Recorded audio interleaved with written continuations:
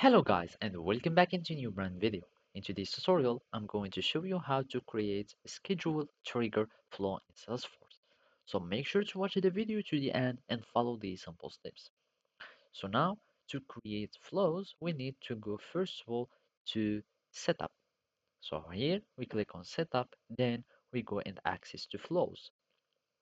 So I'm just going to search for my flows and here I'm just going to click on flow and now we need to start creating a new flow. By clicking on new flow, it will take us to the flow builder. So either you can go and use a template or you can start from scratch. So after clicking on next, we will have these recommended or all the types of the flow. So we have scheduled, triggered one, screen flow, etc. And each one has its own specification.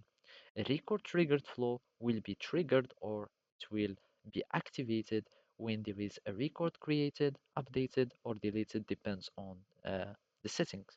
And the screen flow, it depends on some inputs, and the schedule triggered flow, it will depends on the time or dead time that you have that you are specifying.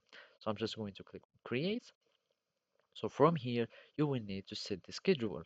So you want, for example, it will be 12, and here this time it will start activating or triggering this flow. And after that, you can start creating or adding the elements to your flow.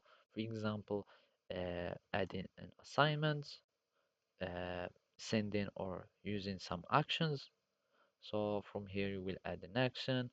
And from here, you will need, for example, to create records, whatever you like into your flow. But what matters the most is to configure or to set up your flow settings.